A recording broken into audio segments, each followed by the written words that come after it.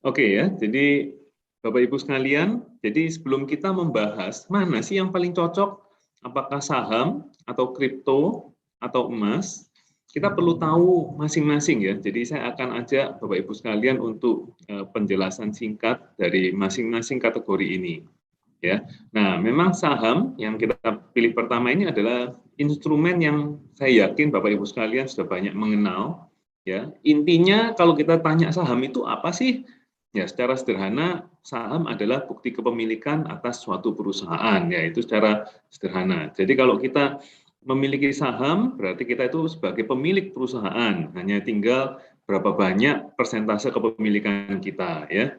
Nah, kalau misalkan kita bicara, oh saya mendirikan sebuah PT, perusahaan perseroan terbatas, maka kita menjadi pemegang saham atau pemilik dari PT tersebut. Nah, kalau yang kita perdagangkan, di Bursa Efek Indonesia adalah perusahaan-perusahaan yang sudah terbuka TBK ya. Nah, jadi mereka sudah sengaja menjual sahamnya ke masyarakat secara umum. Nah, otomatis pada waktu kita membeli saham-saham perusahaan tersebut, misalkan saja kalau kita sebut nama Bank BCA, Bank BRI, Bank Mandiri, atau mungkin Astra Internasional, atau Indofood. Nah, ini adalah contoh perusahaan-perusahaan yang sudah TBK, sudah terbuka, sudah go public ya, dan kita membeli saham-saham mereka, maka kita menjadi owner dari perusahaan-perusahaan tersebut.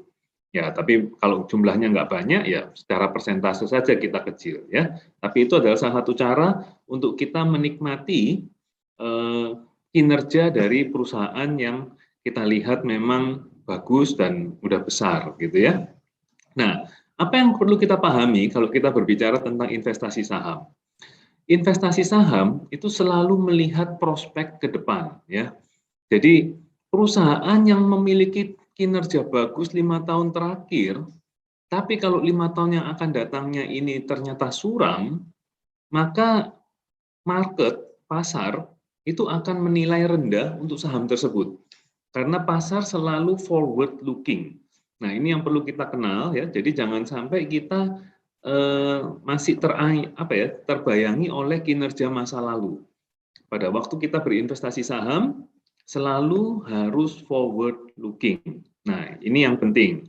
Ya, bagaimana caranya kalau kita mau melihat perusahaan ini forward lookingnya, valuasinya bagaimana? Ya, mungkin hari ini kita nggak akan bahas, tapi itu memang sesuatu yang perlu kita pelajari kalau kita betul-betul mau mempelajari investasi saham secara lebih mendalam, ya. Tapi intinya yang saya mau sampaikan, dalam berinvestasi saham, rekan-rekan sekalian perlu ingat market selalu forward looking. Kalau bicara forward looking, maka ke depan prospeknya seperti apa. Bahkan sebelum ada gerakan, sebelum ada istilahnya, sebelum rencana itu direalisasikan, tapi kalau misalkan kelihatannya ini akan bagus, saham itu sudah bergerak dulu harganya. Jadi seringkali misalkan nih, sebuah perusahaan mengatakan, oh kami rencana akan melakukan A, B, C, D, E. Dan kalau misalkan pasar menilai dengan tindakan ini, maka perusahaan kedepannya akan menghasilkan keuntungan tambahan, padahal hari ini baru pengumuman nih, belum ada action, itu harga sahamnya sudah bisa naik. Ya, nah, jadi itu adalah pentingnya forward looking. Nah, kemudian kalau kita bicara saham, yang tadi saya sebutkan contoh perusahaan Astra Internasional, BCA, dan sebagainya. Nah, ini bicaranya adalah saham-saham individu, ya. Jadi masing-masing perusahaan. Dan memang hari ini kita di Indonesia kebanyakan itu mengenalnya adalah saham-saham individu. Padahal sebetulnya ada juga indeks saham. Mungkin kita yang di Indonesia seringkali melihat indeks saham yang kita kenal adalah IHSG, indeks harga saham gabungan. Atau mungkin indeks LQ45 yang dikenal dengan nama liquid 45 atau saham yang dianggap liquid atau mudah diperjualbelikan. Nah, ini adalah indeks saham. Nah, kemudian ada juga indeks syariah, Jakarta Islamic Index. Ada juga indeks Sri Kehati, ya, yang dianggap ESG gitu ya, environment, social sama governance. Nah, jadi memang indeks saham pun ada banyak macam. Nah, teman-teman bisa melihat antara mau berinvestasinya itu nanti melalui saham-saham individu atau yang berdasarkan indeks saham. Nah, jadi ini nanti kita harus telaah lebih dalam ya. Tentu saja ya kalau mau kita bahas detailnya juga mungkin hari ini nggak keburu waktunya ya. Nah, tapi yang penting teman-teman tahu bahwa ada cara menggunakan saham individu atau berdasarkan indeks sahamnya. Nah, lalu satu hal lagi yang juga penting, bicara tentang saham, kita berinvestasi saham itu ada dua gaya. Apakah kita mau style yang aktif atau mau stylenya pasif? Nah, ini penting sekali. Kenapa? Kalau aktif, itu berarti kita sering melakukan transaksi. Ini berarti aktif. Maksudnya gimana? Misalkan, saya dari sekian ratus saham yang ada di Bursa Efek Indonesia, lalu saya coba pilih-pilih nih saham-saham mana yang saya kira-kira tertarik untuk berinvestasi. Itu yang pertama. Setelah itu, saya analisa lagi, lalu saya lakukan transaksi. Oke, saya beli sekarang. Nanti tiba-tiba bulan depan saya lihat harganya naik, saya jual. Setelah itu harganya turun lagi, saya beli lagi. Nanti naik lagi, saya jual. Nah, ini saya berarti transaksi secara aktif. Ya, nah itu kalau kita mau aktif investing. Nah, bicara aktif investing, seringkali investor ataupun trader, nah itu mereka mencoba untuk melakukan timing the market. Jadi mencoba memperkirakan kapan pasar ini mau gerak naik, kapan pasar ini mau gerak turun. Nah, mereka coba timing, kemudian melakukan transaksi sesuai ekspektasinya. Ya, itu kalau yang aktif. Sementara style yang satu, itu adalah yang pasif. Nah, kalau bicara pasif investing, berarti kita ini relatif nggak banyak action, gitu ya. Nah, cara yang dipakai apa? Salah satunya adalah buy and hold.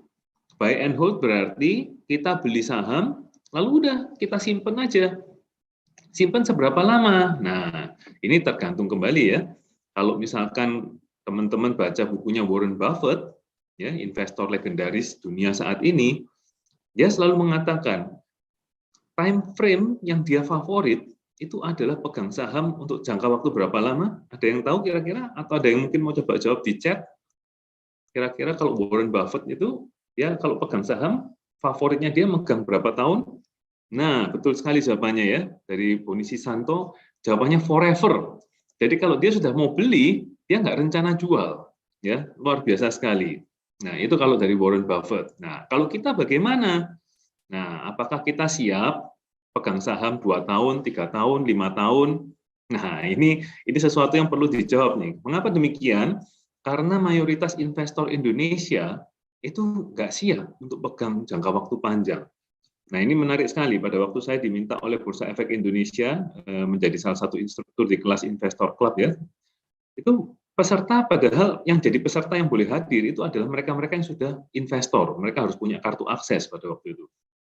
Dan menariknya, mereka selalu mengatakan kalau bisa ya beli hari ini, siang jual. Atau beli hari ini, minggu depan jual. Jangan lama-lama.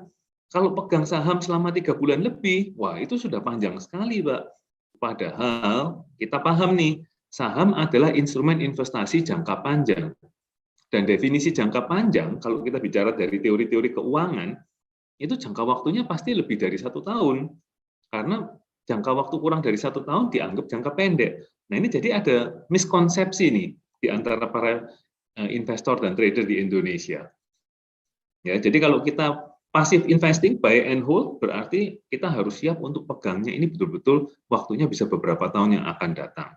Ya, dan memang kalau kita bicara perusahaan, susah sekali perusahaan hari ini kelihatannya bagus, ntar bulan depan jadi kelihatan jelek, bulan depannya lagi bagus lagi.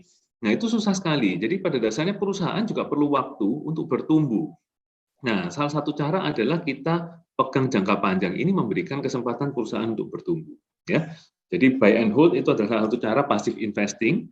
Kemudian cara yang kedua bisa juga kita menggunakan dollar cost averaging. Kalau dollar cost averaging itu tujuannya apa? Wah, kalau saya sekarang beli, ini indeks harganya mendekati 6.700. Harga-harga saham mendekati tertinggi. Kalau saya beli sekarang, apakah ini harga terendah? Nah, kan nggak ada yang tahu. Bisa saja tiba-tiba harga turun, terjadi koreksi. Nah, kalau dollar cost averaging, maka kita membelinya secara bertahap. Jadi misalkan, apakah setiap bulan kita alokasikan sejumlah uang tertentu? Ya udah, kalau misalkan oke, setiap bulan saya mau alokasikan sejumlah X, ya udah setiap bulan X itu dibelikan saham. Ya, itu adalah dollar cost averaging. Dan kalau teman-teman tanya kepada saya secara sederhana, antara buy and hold langsung secara lump sum atau dollar cost averaging, lebih bagus mana? Ya kalau bagi saya lebih suka dollar cost averaging. Saya nggak pusing, nggak perlu timing the market. Yang penting pokoknya beli aja setiap periode. Entah mau tiap bulan, atau mau 3 bulan sekali, atau berapapun periodenya, yang penting selalu investasi secara rutin. Ya, nah itu bedanya antara mau aktif atau mau pasif. Kemudian kalau tadi saya katakan, wah kita aktif milih-milih sahamnya. Nah, mungkin ada yang mengatakan, waduh, saya ini nggak jago untuk mempelajari saham mana yang bagus. Nah, kalau kita merasa bahwa diri kita tidak memiliki ekspertis untuk pilih-pilih saham, maka kita bisa menggunakan reksadana. Nah, reksadana ini dikelola oleh manajer investasi. Ya, tapi sekarang kalau kita belinya ini reksadana yang dikelola secara aktif, jadi memang kitanya pasif, tapi manajer investasinya yang aktif. Nah, kalau manajer investasinya yang aktif, maka mereka harus pilih-pilih saham dan sebagainya.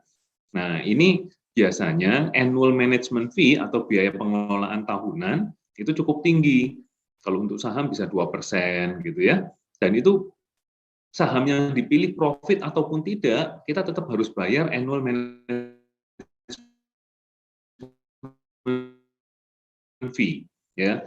Dan ini ya kalau di Amerika itu salah satu instrumen yang berkembang luar biasa itu yang kita kenal dengan nama exchange traded fund. Nah, exchange traded fund ini sebetulnya apa? Sebetulnya ini juga reksadana. Ya, jadi exchange traded fund ini sebetulnya reksadana, bedanya dia diperdagangkan seperti saham. Dan exchange traded fund ini kebanyakan mengikuti indeks. Jadi dia nggak perlu milih-milih saham mana yang harus dibeli. Jadi pokoknya oke, ini ETF-nya ikut LQ45. Ya udah kalau ada uang masuk, ya udah dibelikan saham sebanyak porsinya LQ45. Nggak usah mikir gitu ya. Dan ETF ini di Amerika sangat berkembang. Kenapa? Ya karena expense-nya itu menjadi sangat kecil. Kalau reksadana yang dikelola aktif oleh fund manager, annual management fee bisa 2%, ETF ini bisa 0,0 sekian persen. Jadi sangat-sangat rendah. Ya. Dan kebanyakan mengikuti indeks-indeks saham. Ya, kalau di Amerika berarti ada ETF yang ikut Dow Jones, ada ETF yang ikut S&P 500, ada ETF yang ikut Nasdaq dan sebagainya. Ya, jadi ini menarik sekali ya. Kemudian tadi sudah saya singgung ya, jadi ETF ini adalah stock index related instrument. Sebetulnya ada juga instrumen-instrumen yang lain selain ETF. Ya, mungkin kalau kita yang lebih suka short term bisa juga kita melirik options on index gitu. Tapi juga kita menggunakan futures ya, indeks stock index futures.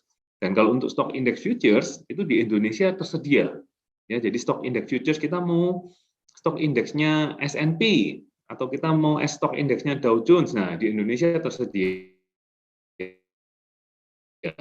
Ya. Kalau ETF-nya Dow Jones, ETF-nya S&P, kita harus ke luar negeri. Bedanya itu. Ya.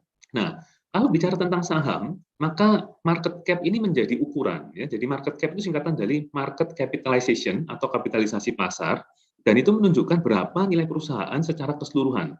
Nah, contoh kita lihat di Indonesia, hari ini perusahaan yang dinilai paling mahal oleh investor untuk perusahaan di Indonesia itu adalah BCA. Jadi BCA itu nilainya kurang lebih 900 triliun. Jadi 100% kepemilikan BCA itu dinilai oleh pasar nilainya 900 triliun. Gitu ya. Nah, kalau misalkan secara keseluruhan seluruh saham di Indonesia itu kalau saya nggak salah ingat itu sekitar 4.000 triliun gitu ya. Jadi kalau BCA aja 900, wah memang BCA ini gede gitu ya. Nah, ini market cap ini penting. Nah, tapi kita lihat di Indonesia contoh BCA adalah perusahaan yang terbesar. Bagaimana dengan yang di luar negeri? Nah, ini saya tampilkan 10 saham dengan market cap terbesar secara global. Jadi seluruh dunia. Nah, kita lihat ya, nomor 1 Microsoft. Nilainya berapa? 2,5 triliun dolar. Nomor 2 Apple, 2,46 triliun dolar. Dan seterusnya. Nah, 10 perusahaan terbesar ini kalau kita lihat yang kolom paling kanan, negaranya Amerika, Saudi Arabia, Amerika, nomor 10 Taiwan ya. Taiwan Semiconductor ini memang perusahaan semikonduktor yang besar ya. Jadi kalau ini data berdasarkan 16 November, kita lihat dari 10 perusahaan terbesar di dunia, itu 8 ternyata ada di Amerika Serikat.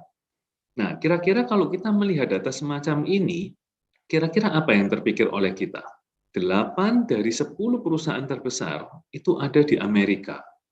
Ya, jadi kita nggak bisa melupakan atau mungkin saya nggak mau berinvestasi di Amerika. Nah, ini mungkin harus kita pertimbangkan ulang. Kenapa? Karena ini adalah pasar yang besar sekali nih. Ya, dan kalau misalkan perusahaan itu sampai menjadi terbesar di dunia, ini berarti harusnya ya dia pasti punya sesuatu yang luar biasa. Dan kita lihat sendiri nama Microsoft, nama Apple, nama Google, semuanya ini memiliki produk yang kita pun nggak akan lepas darinya kan gitu ya. Kalau kita pakai komputer, ya pilihannya kalau nggak Apple, ya Windows kan begitu. Jadi memang kalau usaha perusahaan sampai level global begini, ini pasti punya produk yang luar biasa ya. Nah, jadi kalau di Amerika, indeks saham yang terkenal ada 3, Dow Jones Industrial Average atau Dow Jones seringkali orang sebut, lalu S&P 500, isinya 500 perusahaan ya, lalu ada Nasdaq yang isinya saham-saham teknologi. Nah, menariknya, ini ada satu riset yang pernah dilakukan oleh Credit Suisse. Jadi, saham Amerika dibandingkan dengan global, sejak tahun 1900, return-nya itu ternyata Amerika ini luar biasa sekali. Jadi ya investment bank besar-besar ini mereka datanya sangat kuat. Jadi mereka retrace sampai tahun 1900. Bayangkan 100 tahun data ya. Dan kita lihat sebentar lagi ya. Nah, ini. Jadi kalau misalkan kita punya uang $1 diinvestasikan ke saham seluruh dunia, jadi yang kolom kiri ini ya, yang grafik kiri, maka uang $1 ini di tahun 2011 menjadi 344. Ya, jadi kita pilih semua ya mengikuti indeks global gitu, nilainya menjadi 344 setelah 111 tahun. Nah, kalau kita investasikan ke global, tapi nggak mau masuk Amerika, jadi excluding US. Nah, $1 ini ternyata hanya menjadi 200. Kita lihat ya, yang kiri $1 diinvestasikan global termasuk Amerika menjadi 344. Kalau Amerikanya dikeluarkan, maka hanya menjadi 200. Nah, berarti di sini terlihat jelas Amerika ini kontribusinya besar nih. Sehingga dari 200 bisa langsung menjadi 344. Setuju ya? Dan kalau dilihat datanya, khusus kalau misalkan $1 itu masuknya hanya di Amerika, $1 ini malah menjadi 834. Wah, jadi di sini sekali lagi Amerika kita nggak bisa abaikan. Ya, Amerika ini negara yang luar biasa besar, ya. Dan kalau kita lihat secara GDP pun saat ini Amerika masih GDP nomor 1 di dunia, nomor 2 terbesar adalah Cina, ya. Nah, tapi kalau kita bicara, wah saya mau investasi di Amerika, kira-kira mau pilih saham yang mana? Di Indonesia saja dengan saham yang jumlahnya ratusan, saya rasa kita sudah bingung nih mau pilih saham yang mana. Nah, kalau di Amerika itu ada ribuan. Nah, kalau ribuan milih yang mana? Bingung lagi kan gitu. Nah, sehingga ada pilihan nih. Ya, kalau yang tadi instrumen yang berkembang pesat di Amerika adalah ETF berdasarkan indeks gitu. Lalu bisa juga menggunakan option atau menggunakan futures, ya. Nah, kalau misalkan futures tadi saya sudah singgung bahwa di Indonesia sudah tersedia. Tadi kalau kita mau berinvestasi untuk indeks saham S&P, nah melalui futures itu bisa melalui Indonesia. Nah, kalau melalui Indonesia, apa bagusnya? Satu, kita nggak pusing urusan perpajakannya. Ya, kalau kita investasi di Amerika, secara legal, secara tax, itu akan membingungkan, ya, merepotkan. Apalagi kalau jumlah yang kita investasikan nggak terlalu besar, sama repotnya mungkin nggak seimbang. Jadi itu mungkin yang kita perlu sadari, ya. Jadi kalau kita berinvestasi untuk saham, apakah kita mau investasinya itu sahamnya individu atau kita mau investasinya di indeks, lalu apakah mau aktif atau mau pasif atau kita mau seperti apa nih gitu. Itu yang kita perlu ketahui dulu, ya. Oke, ini yang terkait dengan saham. Nah, kemudian kita bahas tentang instrumen kedua, yaitu tentang kripto. ya. Kripto seringkali disebut juga cryptocurrency atau kadang-kadang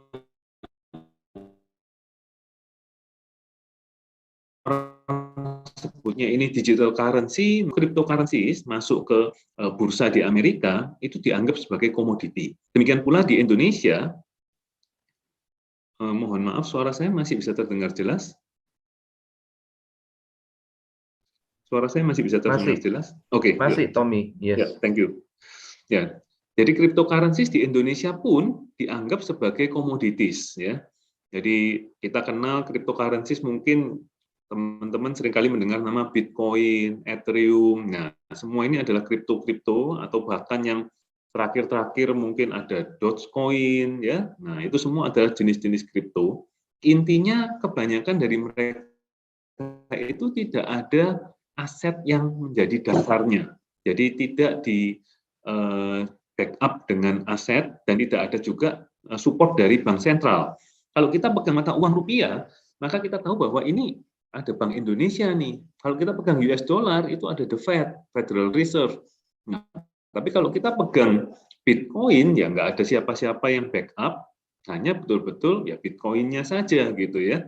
Nah, Bitcoin ini nilainya naik turun gitu kan. Nah, naik turunnya kenapa? Ya karena ada demand and supply. Nah, satu hal yang perlu kita ingat, jadi kripto ini baru 13 tahun usianya ya. Nah, tapi 13 tahun ini memang dia betul-betul menggebrak pasar. Bahkan banyak sekali anak-anak muda itu banyak yang melakukan transaksi di kripto gitu. Ya, mungkin karena kalau kita ingat beberapa bulan yang lalu itu omongannya kelas berat nih. Waduh, saya 2 minggu ini cuma profit 200%. Wah, rasanya kayak 200% tuh sedikit sekali gitu ya. Tapi bagi kalau kita yang udah biasa melakukan bisnis sendiri, berusaha, lalu berinvestasi saham, angka 200% 2 minggu diomong kecil. Wah, ini sadis ini. Ini berarti permintaannya kelas berat gitu ya. Ya, tapi apa yang terjadi? Nggak menutup kemungkinan pada waktu harga terjadi koreksi, mereka juga melakukan transaksinya salah lalu rugi besar juga. Ya, karena kripto itu hari ini sangat volatile. Nanti akan kita lihat ya. Nah, lalu kalau kita pegang cryptocurrency itu nggak ada hasilnya. Kalau kita pegang obligasi, kita dapat bunga atau yang disebut dengan kupon. Kalau kita beli saham, masih dapat dividen sahamnya. Nah, jadi ada cash flow-nya. Nah, tapi kalau misalkan kita bicara kripto, ini nggak ada cash flow-nya, ya. Nah, lalu kalau misalkan kita bicara saham, seringkali orang melakukan analisa fundamental, ya. Nah, kalau kripto mentalnya tidak ada yang betul-betul solid hingga hari ini ya, hingga hari ini. Jadi model valuasinya ini tidak ada yang bisa sesolid kalau kita menganalisis instrumen-instrumen keuangan yang lain. Kalau obligasi, saham, kita menggunakan discounted cash flow itu sangat reasonable gitu ya. Nah, tapi kalau kripto itu nggak ketemu analisisnya yang paling solid untuk hari ini ya. Dan boleh dikatakan, jadi karena tidak bisa dinilai, jadi kita nggak bisa tahu nih valuasinya kripto ini sebetulnya pantasnya berapa.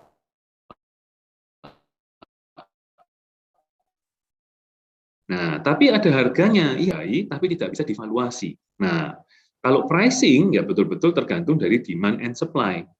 Tapi kalau kita valuasi, nah itu kita coba mencari intrinsic value-nya. Jadi ini yang harus kita ingat ya. Jadi kalau kita bicaranya kripto, lalu kita melihat harganya $60.000 per Bitcoin, turun 30.000, naik lagi. Nah, itu semua adalah price ya, bukan value ya. Nah, lalu kalau kita pegang kripto juga tidak ada manfaatnya dalam kehidupan nyata. Kripto ini semua hanyalah imajiner catatan-catatan di dalam jaringan. Ya, kalau kita bicaranya ini emas, emas itu masih bisa jadi perhiasan. Lalu kalau emas itu dijadikan kabel-kabel yang pakai emas, katanya kualitasnya bagus. Jadi masih ada digunakan oleh industri, ada digunakan oleh fashion industry, dan sebagainya. Nah, kalau kripto, hari ini memang kita belum melihat manfaatnya dalam kehidupan nyata. Tapi harganya tetap bisa naik turun. Ya.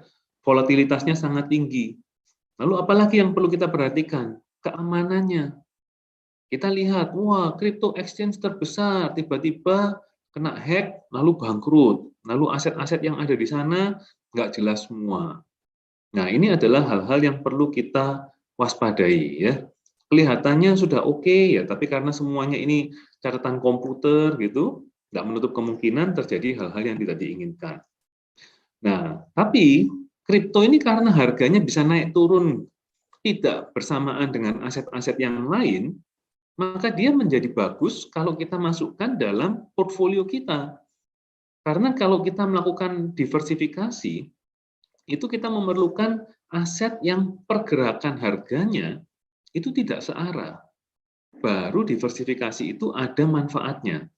Nah, jadi kalau kita masukkan kripto dalam portfolio kita, karena harganya ini bergeraknya tidak berdasarkan alasan yang sama, bagi sudut pandang kita diversifikasi, ini bagus, gitu ya. Tapi kalau dari sudut pandang kita keamanannya, lalu ini apa sih manfaatnya, hal-hal semacam itu kita perlu waspada, ya. Nah, kita lihat nih 10 kripto dengan market cap tertinggi. Yang pertama adalah Bitcoin. Bitcoin itu 1 triliun dolar, ya. Kemudian Ethereum 500, lalu Binance Coin dan sebagainya. Nah, lalu contoh di sini ada Tether ya, USDT ini yang nomor 4.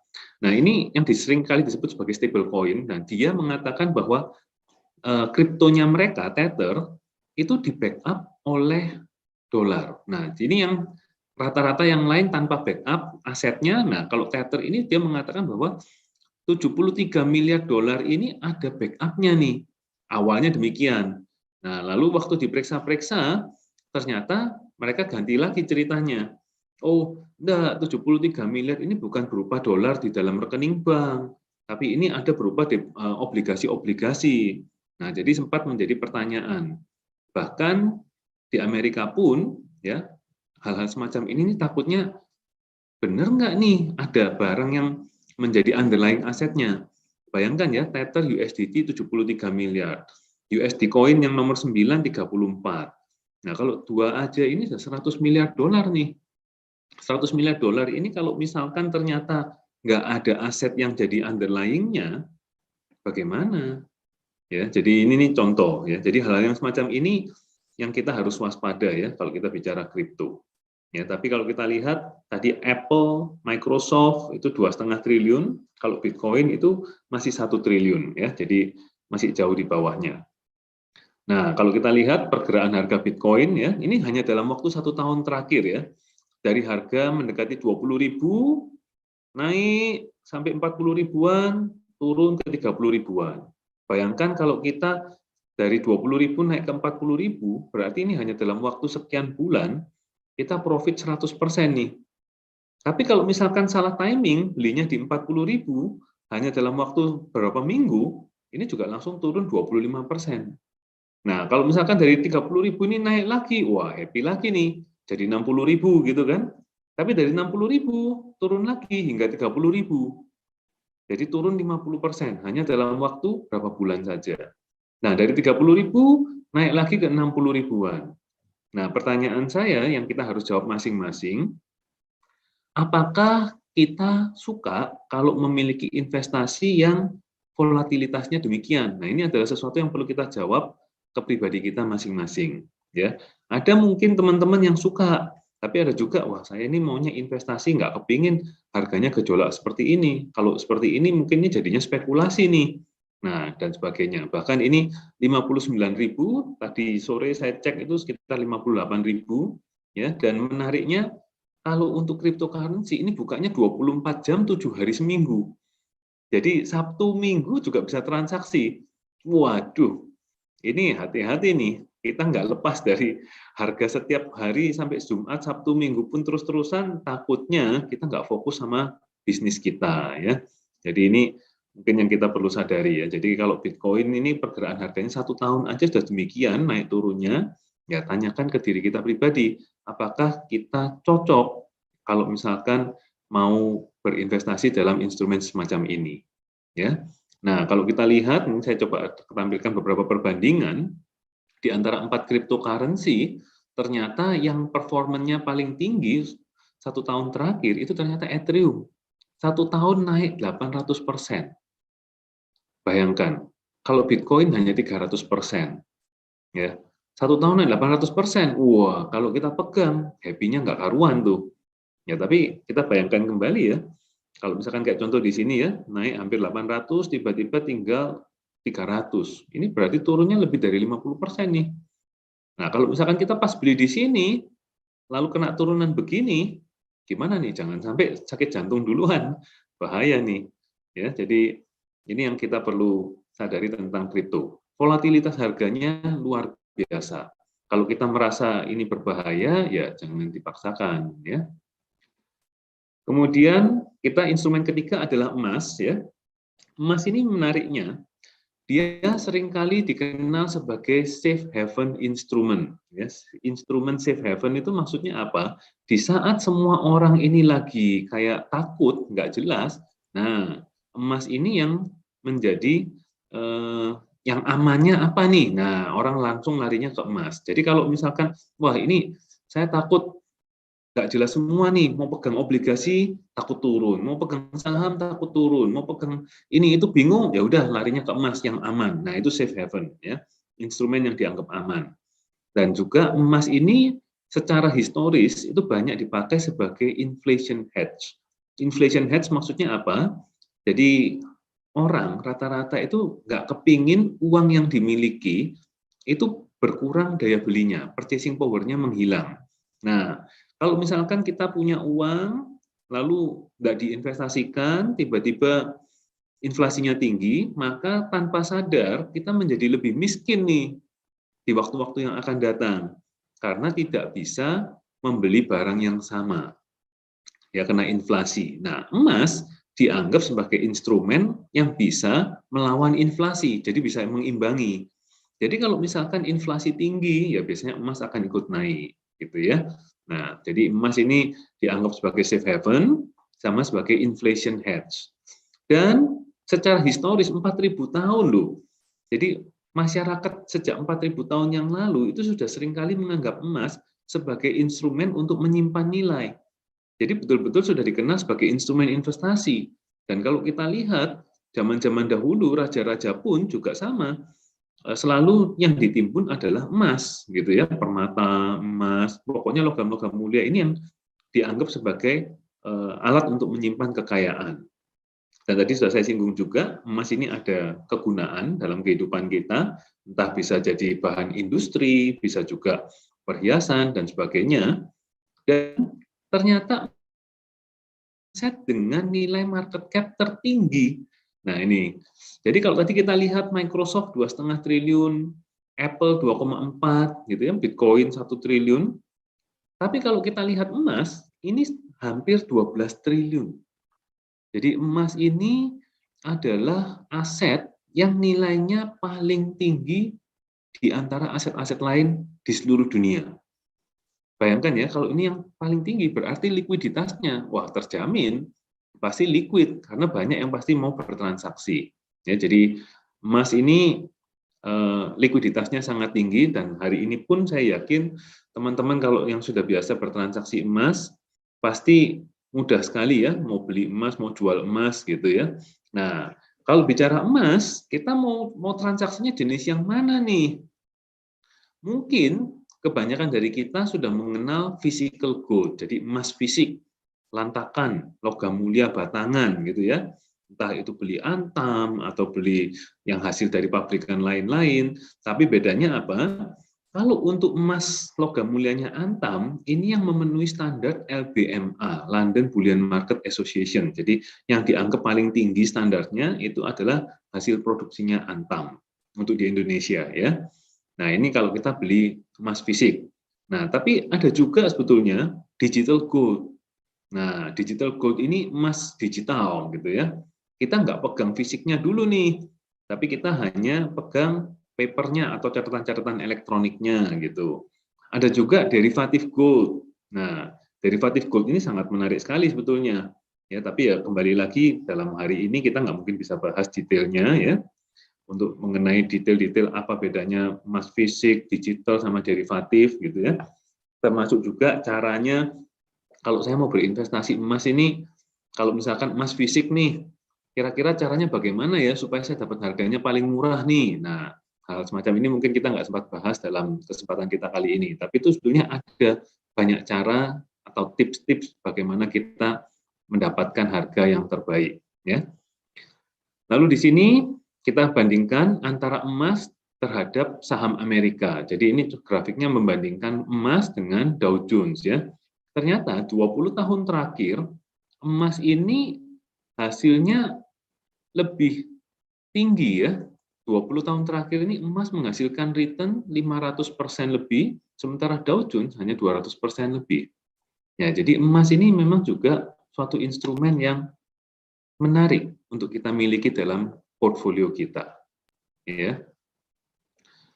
Nah, sekarang pertanyaannya, apakah kita mau diversifikasi atau konsentrasi? Nah, kalau bicara diversifikasi, seringkali itu ilustrasinya jangan meletakkan semua telur dalam satu keranjang. Nah, kalau kita lihat semua telur ini dalam satu keranjang, keranjangnya jatuh, maka telurnya pecah semua. Nah, kalau mau diversifikasi, berarti telurnya kita taruh dalam beberapa keranjang. Nah, keranjang-keranjang yang dimaksud ini apa nih? Nah, bicara diversifikasi nih ya. Jadi, kita kalau menggunakan aset kelas atau kelas aset jenis-jenis aset berdasarkan standar wealth management internasional ya. Jadi ada 5 kelas aset, teman-teman. Yang pertama adalah instrumen pasar uang atau deposito cash gitu ya, cash and cash equivalent, itu yang dianggap sebagai kelas pertama. Kemudian kelas kedua itu adalah obligasi. Nah, kelas ketiga adalah equity atau saham. Kelas keempat itu property real estate. Dan kelas kelima kategorinya adalah alternative investment. Nah, investment alternatif ini adalah yang tidak bisa masuk ke dalam 4 kelas pertama. Jadi kalau kita bicaranya reksadana saham, ya berarti itu masuk kelas equity. Kalau kita belinya reksadana obligasi, ya itu berarti masuknya kelas obligasi. Tapi kalau kita misalkan belinya Bitcoin, nah itu termasuk kelasnya alternatif instrumen, gitu ya. Nah, kita mau diversifikasi atau konsentrasi? Kalau konsentrasi, maka kita nggak pusing. Sebisa mungkin semuanya ditancepin ke satu instrumen. Itu kalau kita bicaranya konsentrasi. Nah, jadi kalau tadi kita lihat nih, kita sudah lihat ada saham, ada kripto, ada emas. Nah, kita mau yang mana nih? Apakah semuanya lebih baik dimasukkan saham, ataukah semuanya dimasukkan kripto, atau semuanya dimasukkan yang mana? Atau mau dibagi-bagi? Dan kita perlu ingat, kondisi saat ini seperti apa sih? Ya, kalau kita lihat secara global, kondisi ekonomi habis kena pandemi itu memang lesu, kemudian pemerintah memberikan stimulus dengan jumlah yang besar sekali, tidak hanya Indonesia, tetapi secara global rame-rame memberikan stimulus, dan akibatnya ekonomi itu mulai pulih, gitu ya. Ditambah lagi kita lihat di Indonesia sekarang kasusnya udah mulai berkurang, ya, jalanan sudah mulai macet kembali. Nah, ini menunjukkan tanda-tanda ekonomi mulai pulih. Nah, kalau kita lihat di Amerika juga sama. Di Amerika pada waktu parah-parahnya COVID, mereka tetap nggak pusing, tidak ada lockdown, ya pokoknya biarin aja, survival of the fittest gitu ya. Jadi dibiarin ekonomi berjalan seadanya. Dan kalau hari ini rekan-rekan ke Amerika itu di bagian hospitality itu banyak sekali helper needed. Jadi memang restoran ya yang bagian-bagian hospitality banyak sekali membutuhkan tenaga kerja. Nah, tetapi memang orang Amerika ini karena pemerintahnya memberikan dukungan pada waktu kena COVID itu subsidinya lumayan banyak, jadi bagian dari mereka mungkin nggak terlalu mikirin untuk kerja dulu, masih dapat duit gitu ya. Nah, sehingga inflasi di Amerika saat ini tinggi. Nah, kalau misalkan inflasi tinggi, kira-kira efeknya apa?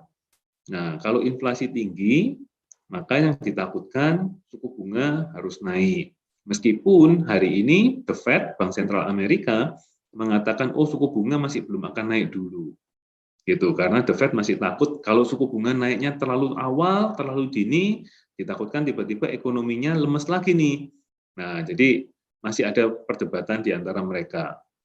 Ya, jadi kalau misalkan kita lihat inflasi tinggi, maka otomatis orang langsung carinya emas. Jadi gold sebagai inflation hedge. Dan kita lihat emas ini harganya 1.800 lebih per dolar per troy ounce-nya ya. Lalu kalau misalkan saham, bagaimana? Selama The Fed masih tidak mengatakan akan menaikkan suku bunga dalam waktu dekat, maka orang-orang yang berinvestasi saham aman-aman aja. Karena suku bunga rendah, orang pasti akan cari return yang lebih tinggi. Demikian pula di Indonesia. Kalau kita yang mungkin 20 tahun lalu, kita nggak biasa melihat suku bunga deposito 3%. Betul kan? Tapi kalau hari ini mau nggak mau kita terima suku bunga deposito 3%. Sehingga pada waktu pemerintah mengeluarkan obligasi dengan kupon 4% lebih, wah itu orang sudah pada rebutan gitu kan. Nah, ini adalah yang terjadi. Jadi kalau sekarang kita tanya, di antara emas bagus, saham bagus, kripto ya tergantung nyali masing-masing. Tapi kalau misalkan kita melihat kripto ini juga menarik, ya silakan. Sekarang tinggal pertanyaannya mau diversifikasi atau konsentrasi. Ya. Nah, kalau ini adalah saran dari Warren Buffett ya, nasihat dari Warren Buffett, jangan pernah berinvestasi pada bisnis yang kita tidak mampu pahami. Ya, ini penting sekali. Karena apa? Karena risiko itu datang pada waktu kita tidak tahu apa yang kita lakukan. Dan saya sangat setuju dengan pernyataan beliau ya. Jadi kalau misalkan kita nggak ngerti, jangan ikut-ikutan. Kalau kita asal ikut-ikutan, hati-hati, tiba-tiba kejeduk gitu. Dan ini sesuai dengan hasil survei OJK. Survei OJK itu menunjukkan literasi keuangan masyarakat Indonesia itu nilainya hanya 30 lebih. Nilai tertinggi 100. Berarti apa? Banyak yang nggak paham. Nah, tapi inklusinya, jadi keterlibatan mereka atau partisipasi mereka dalam produk-produk keuangan, itu 70% lebih. Jadi yang paham itu cuma 30-an%, tapi yang berpartisipasi itu 70-an%. Alias apa? Secara sederhana, banyak yang nggak ngerti tapi ikut masuk, ikut berinvestasi pada produk-produk yang dia tidak pahami. Ya, nah otomatis ya kalau kita nggak paham akhirnya kena money game, kena investasi bodong dan sebagainya. Dan hingga hari ini itu sudah 100 triliun lebih tuh kena investasi-investasi bodong. Ya, jadi harus hati-hati ya. Lalu Warren Buffett juga mengatakan investasi yang berhasil itu perlu waktu, perlu disiplin dan perlu kesabaran. Jadi kalau Warren Buffett selalu siap untuk investasinya jangka panjang. Jadi memang perlu sabar. Bahkan partnernya Warren Buffett, Charlie Munger itu selalu mengatakan, kalau kita bisa seru-seruan nih investasinya, wah ini hati-hati. Karena investasi yang bagus itu harusnya bikin ngantuk, karena nunggunya terlalu lama. Gitu ya. Dan menariknya, di dalam pasar keuangan, kita ini nggak harus menjadi orang yang paling pintar di dunia. Tapi lebih penting adalah disiplin. Ya, ini adalah nasihat dari Warren Buffett. Nah, tips dari saya dalam berinvestasi, yang pertama adalah pahami tujuan keuangan yang kita ingin capai. Nah, ini penting nih, jangan ikut-ikutan. Ibaratnya kalau yang ada orang lain naik mobil yang bisa kecepatannya 300 km per jam, sementara kalau kita biasanya nyetir mungkin hanya 80 km per jam, ya nggak usah kita pakai mobilnya orang itu. Kita pakai aja mobil kita yang nyaman, yang kita bisa setir sendiri dengan aman, tiba di tujuan dengan selamat, kan begitu. Jadi bukan cepet-cepetan, yang penting sampai tujuan. Nah, ini adalah yang penting untuk kita sadari, tujuan keuangan yang kita ingin capai apa. Nah, kedua, risk profile kita bagaimana? Apakah kita betul berani menerima resiko? Jadi toleransi resiko ini perlu kita pahami nih. Apakah kita memiliki jangka waktu yang panjang? Nah, ini seringkali nih ya, kalau kita misalkan saya waktu diundang gitu, jadi salah satu narasumber baik di bursa ataupun mana saja, misalkan pertanyaan yang sering ditanyakan adalah, Pak, kira-kira saham apa nih Pak yang sekarang Bapak lagi pegang gitu. Nah, lalu saya jawab, oh saya lagi pegang saham A, B, C, D misalkan gitu ya. Lalu saya tanya, Bapak memangnya mau ikut beli saham yang saya beli nih? Nah, apakah jangka waktu yang dimiliki sama seperti saya? Nah, itu kan pertanyaan yang kita harus jawab pribadi, nggak bisa asal ikut-ikutan. Karena apa? Ya, kalau saya pribadi, saya bisa pegang saham berapa tahun, gitu. Nah, sementara kalau kita hanya punya waktunya 1 tahun, nah otomatis kan berbeda nih ekspektasinya. Ya, jadi risk profile pribadi kita ini wajib untuk kita nilai ya, apakah kita mampu menghadapi risiko tersebut dan jangka waktu yang kita miliki bagaimana. Nah, kalau bicara tentang toleransi kita terhadap risiko, ini juga dipengaruhi oleh kognitif kita atau emosional. Kalau bicara kognitif, jadi kalau misalkan kita nggak paham, kita cenderungnya nggak berani. Nah, tapi kalau kita sudah diajarin, kita pelajarin produknya, lalu kita paham, mungkin kita jadi berani untuk ambil. Nah, itu berarti hanya masalah kognitif. Tapi kalau emosional, maka kita sudah dipelajari pun tetap nggak berani. Nah, kalau sudah demikian, ya jangan dipaksakan. Ya. Jadi pelajari instrumen yang tersedia, lalu tentukan strateginya, mau pasif atau aktif, mau dollar cost averaging atau langsung lamsam diinvestasikan semua. Dan yang penting, jangan FOMO, fear of missing out, takut ketinggalan, ikut-ikutan. Tapi ya rata-rata masyarakat kita, mereka itu nggak suka kalau misalkan semua lagi ikut-ikutan lalu menghasilkan profit, sementara dia sendiri nggak ikut lalu nggak dapat profit. Merasa kayak menjadi paling bodoh gitu ya. Nah, tapi kalau misalkan lalu ikut-ikutan dan ternyata rugi semua, rasanya oh nggak apa-apa kok, yang rugi bukan saya sendiri, yang rugi rame-rame. Nah, ini adalah apa ya, sudut pandang yang unik, tapi ini terjadi di kalangan masyarakat kita. Ya, jadi kalau kita mau menjadi investor, ya jangan ikut-ikutan, jangan FOMO. Kalau kita melihat ini nggak cocok buat kita, ya udah jangan diikuti. Warren Buffett pada waktu .com bubble tahun 2000, dia tidak ikut membeli saham teknologi sama sekali. Dan apa yang terjadi? Pada waktu terjadi .com bubble burst, terjadi krisis, dia tidak mengalami kerugian. Sementara orang-orang yang asal ikut-ikutan, tiba-tiba kaget. Ini perusahaan apa sih ini yang saya beli? Lalu sekarang harganya berantakan. Lalu prospeknya nggak jelas dan sebagainya. Ya, jadi ini kalau kita berinvestasi, jadi mohon perhatikan poin-poin ini. Oke, demikian presentasi dari saya. Ya, kalau misalkan teman-teman ada yang mau kontak-kontak bisa melalui Instagram juga ya. Instagram saya @tomicu.tz ya, ataupun perusahaan saya Agrodana Futures Official ya. Kalau misalkan website Agrodana di agrodana-futures.com. Oke, demikian presentasi dari saya. Dan sebetulnya Pak Herman sempat menginisiasi untuk acara yang lebih detail terkait berinvestasi ya. Jadi mungkin saya juga akan tampilkan sesuai yang diinfokan oleh Pak Herman. Jadi Pak Herman rencana mengadakan webinar berikutnya yaitu bongkar rahasia dapat cuan, yaitu dari investasi emas dan saham. Rencananya tanggal 11 Januari tahun depan ya, karena kebetulan Desember ini jadwal kami juga padat sehingga akhirnya dilihat-lihat yang memungkinkan terdekat adalah 11 Januari dan itu pun juga dilakukan melalui Zoom. Jadi teman-teman bisa join dari mana saja, dari Indonesia bagian barat, tengah ataupun timur ya. Jamnya rencananya setengah 7 malam selama 3 jam hingga setengah 10 malam. Nah, apa saja sih yang akan kita bahas? Nah, tadi sempat saya singgung sekilas ya. Jadi kalau kita beli logam mulia Antam, kebanyakan kita ya udah datang ke toko beli gitu ya, atau kita datang ke butiknya LM punyanya Antam lalu kita beli.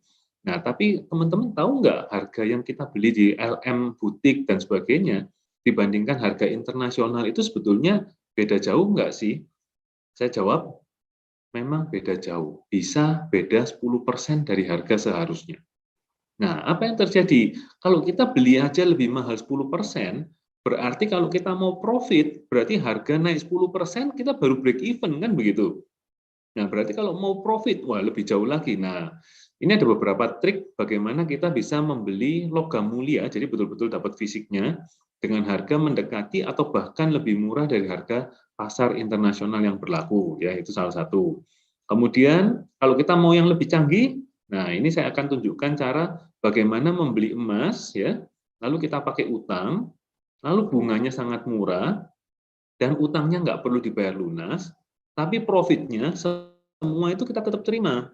Nah, ini menarik sekali nih, ya. Lalu kalau misalkan di Indonesia, kita bicara konteks Indonesia, harga rupiah per gram gitu ya, harga emasnya dalam rupiah per gram. Kalau mau cari harga emas termurah se-Indonesia ini belinya di mana sih? Dan modalnya berapa? Nah, ini tentu saja kita kalau mau berinvestasi kan kepinginnya modalnya sekecil mungkin, return-nya sebesar mungkin kan? Nah, ini juga saya akan tunjukkan caranya bagaimana membeli emas termurah se-Indonesia dengan modal sekecil mungkin. Nah, lalu kalau bicara tentang saham, tadi kita sudah katakan, ada banyak sekali saham di Indonesia ratusan, di luar negeri ribuan. Nah, mau milih saham-saham yang pemenang ini, gimana sih caranya? Nah, ini kita akan ada tunjukkan bagaimana kita mengoleksi saham-saham pemenang dengan cara yang paling sederhana. Lalu, kalau mau lebih canggih lagi, bagaimana kita berinvestasi di saham? Nah, kalau sahamnya naik kan dapat untung tuh. Nah, kita dapat untungnya ini bisa double. Nah, kalau harga sahamnya nggak naik, umumnya kan nggak dapat profit. Nah, ini kita masih bisa dapat profit lumayan nih, meskipun harga sahamnya nggak naik. Nah, tapi kalau harga sahamnya turun, belum tentu rugi. Nah, ini adalah poin-poin yang akan kita bahas dalam webinar yang akan datang. Ya, selanjutnya saya kembalikan ke Pak Herman, dan saya mohon maaf jika ada ucapan mungkin yang kurang berkenan dalam presentasi saya. Terima kasih, Pak Herman, silakan. Oke, kita berikan aplaus dulu untuk Tommy, dan saya ingin lanjutkan dulu ya teman-teman tentang info acara yang akan datang ini ya. Nanti akan saya kembalikan ke MC untuk foto dan sebagainya. Jadi gini teman-teman, saya kemarin menginfokan ke Tommy bahwa untuk sesi kurang lebih 45 menit ini, apalagi kita yang hadir di sini sangat beragam, heterogen ya. Dan ingin mendapatkan pendalaman. Kalau Anda ingin, Anda ikutin programnya Tommy. Kalau Anda berasa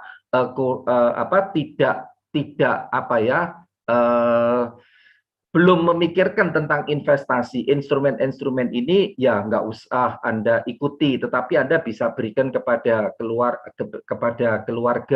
kepada orang yang Anda memang pasrahin untuk ini gitu ya teman-teman. Nah, jadi memang harus ada info yang lebih komprehensif gitu loh ya itu. Nah, saya ingin tahu dari chat Anda siapa yang mendapatkan manfaat dari sesi sekitar 45 menit ini.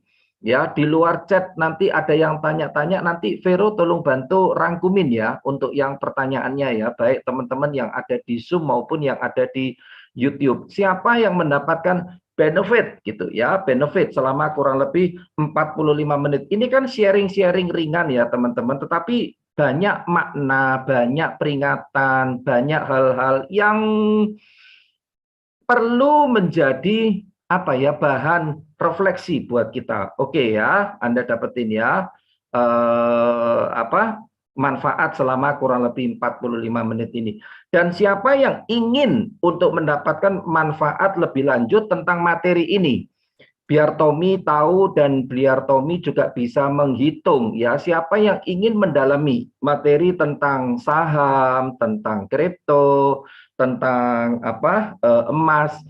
Dan ini program yang diikuti, program yang akan Pak Suryo Haryono juga join ya hari ini ya. Oke. Dan program yang dilakukan oleh Tommy ini sama sekali tidak ada maksud untuk mau melakukan penjualan apapun ya teman-teman itu ya. Jadi tidak ada kaitan dengan kepentingan emas tertentu atau kepentingan kripto tertentu, atau dengan kepentingan saham tertentu gitu ya. Jadi kepada yang betul-betul berminat, ada program yang ditawarkan oleh Tommy yang lebih intens dari 45 menit ini, lebih tajam ya, bisa tanya-tanya juga. Kelasnya juga lebih spesifik, yaitu kepada hanya orang-orang yang berminat aja dan belajar dari orang yang sudah berpengalaman. Itu tentu lebih menarik ya teman-teman daripada kita belajar sendiri dari orang-orang yang belum melakukannya itu. Oke ya. Jadi ini akan saya paparkan untuk investasinya teman-teman, untuk investasinya ya, untuk investasinya Jadi investasi seperti ini teman-teman kalau di Jakarta itu investasinya dalam 410.000. Dan saya bilang ke Tommy harus dibedakanlah investasi Jakarta dengan Surabaya ya, tanpa membedakan orang Jakarta, Surabaya, kita nggak membedakan itu, cuma saya selalu berusaha kasih nilai lebih lah kepada orang Surabaya, jadi harganya harus berbeda. Jadi bukan 410.000, bukan juga 310.000, dan berapa Tommy harganya?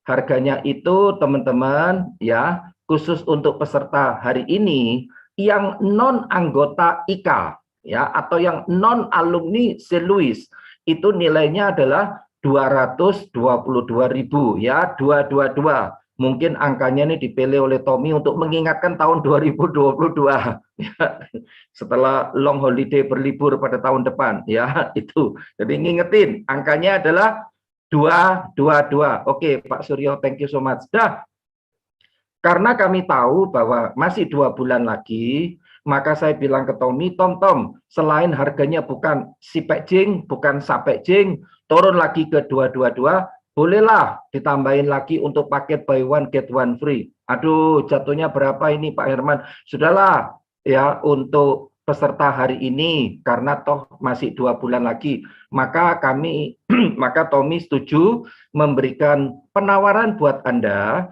khusus kepada Anda yang take action daftar. Ya, hanya kepada 10 pendaftar pertama itu mendapatkan paket beli 1 gratis 1 ya. Beli 1 gratis 1, artinya Anda boleh join berdua. Kenapa? Karena materi seperti ini teman-teman cocoknya dan layaknya ikut join berdua. Berdua itu bukan berarti harus dengan pasangan ya, bukan berarti oke, thank you Pak Paul ya, silakan ya. Panitia bisa mencatat ya nama-nama yang masuk. Jadi berdua itu bukan dengan pasangan, tetapi dengan orang yang bisa kita ajak diskusi, orang yang bisa kita ajak runding, orang yang bisa kita ajak ngomong gitu loh teman-teman ya. Jadi dan ini terbatas hanya untuk 10 pendaftar pertama aja. Bagi yang non anggota ya, bagi yang non anggota IKA St. Louis, dan bagi, tolong diklik, ada lagi kayaknya ya Tommy. Dan bagi yang anggota IKA, IKA itu maksudnya teman-teman Ikatan Keluarga Alumni ya, Ikatan Keluarga Alumni St. Louis.